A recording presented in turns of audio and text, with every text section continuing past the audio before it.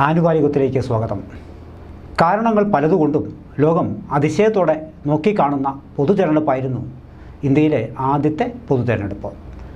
1951-52 കാലയളവിൽ 68 ഘട്ടങ്ങളിലായി ഏതാണ്ട് 4 മാസക്കാലം നീണ്ടുനിന്നതായിരുന്നു നമ്മുടെ ആദ്യ പൊതുതെരഞ്ഞെടുപ്പ്. വൈവിധ്യങ്ങൾ കൊണ്ട് ലോകശ്രദ്ധ പിടിച്ചുപറ്റിയ നാടാണ് ഭാരതം. ആ വൈവിധ്യങ്ങൾക്കിടയിൽ കുറ്റമറ്റ രീതിയിൽ ഒരു പൊതുതെരഞ്ഞെടുപ്പ് ആദ്യമായി നടത്തി വിജയിപ്പിക്കുന്ന കാഴ്ച അത്ഭുതകരമായിരുന്നു.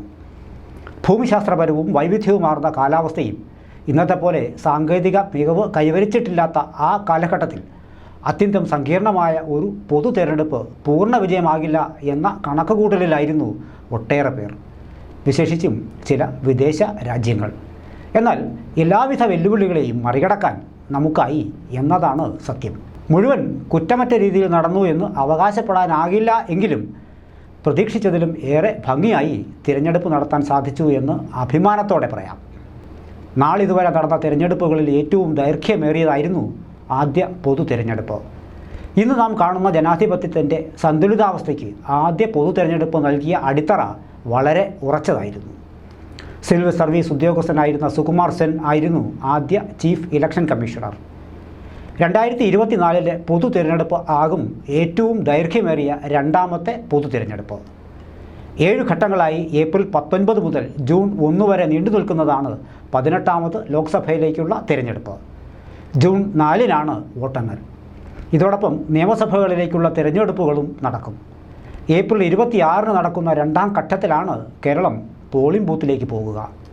ലോകത്തെ ഏറ്റവും വലിയ ജനാധിപത്യ വ്യവസ്ഥ നിലനിൽക്കുന്ന രാജ്യമായ ഭാരതത്തിലെ തിരഞ്ഞെടുപ്പ് ലോകം വിസ്മയത്തോടെയാണ് നോക്കിക്കാണുന്നത്. കോടാനുകോടി ജനങ്ങൾ, ലക്ഷോപലക്ഷം തിരഞ്ഞെടുപ്പ് ഉദ്യോഗസ്ഥർ, സ്വതന്ത്രവും സുതാര്യവുമായ തിരഞ്ഞെടുപ്പ് നടപടിച്ചട്ടങ്ങൾ. ലോകത്തിനു തന്നെ അത്ഭുതകരമായി ഇന്ത്യയിലെ തിരഞ്ഞെടുപ്പ് മാറിയതിൻ്റെ പിന്നിലെ കാരണങ്ങൾ പലതാണ്. 2024 രാജ്യം 18ാമത് ലോക്സഭയിലേക്കുള്ള തിരഞ്ഞെടുപ്പിന് ഒരുങ്ങുമ്പോൾ ആദ്യത്തേതിൽ നിന്ന് വളരെ വ്യത്യസ്തമായ കാര്യങ്ങളാണ് തിരഞ്ഞെടുപ്പ് സുഗമമാക്കാൻ തയ്യാറാക്കിയിട്ടുള്ളത്. ആദ്യ തിരഞ്ഞെടുപ്പിലുണ്ടായിരുന്ന മൊത്തം വോട്ടർമാരുടെ എണ്ണം 2024 ആകുമ്പോഴേക്കും ഇരട്ടിച്ചിരിക്കുന്നു. കോൺഗ്രസ് എന്ന ഒരേ ഒരു ചിന്തയിൽ നിന്ന് പല ചിന്തകളിലേക്ക് രാജ്യവും ജനതയും മാറിക്കഴിഞ്ഞിരിക്കുന്നു.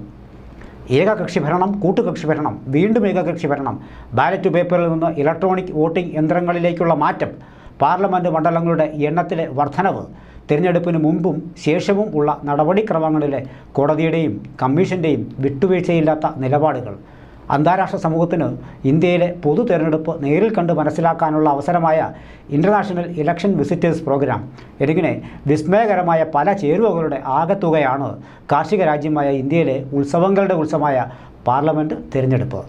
നിലവിലെ സുരക്ഷാ കാരണങ്ങൾ മുൻനിർത്തി ജമ്മു കാശ്മീർ നിയമസഭയിലേക്കുള്ള തിരഞ്ഞെടുപ്പുകൾ ലോക്സഭയിലേക്ക് ഒപ്പം നടത്തുന്നില്ല. തിരഞ്ഞെടുപ്പ് പ്രഖ്യാപിച്ച തീയതി മുതൽ ഫലപ്രഖ്യാപനം വരെയുള്ള 82 ദിവസങ്ങൾ നീണ്ടുനിൽക്കുന്നതാകും ഇത്തവണത്തെ തിരഞ്ഞെടുപ്പ് നടപടിക്രമങ്ങൾ.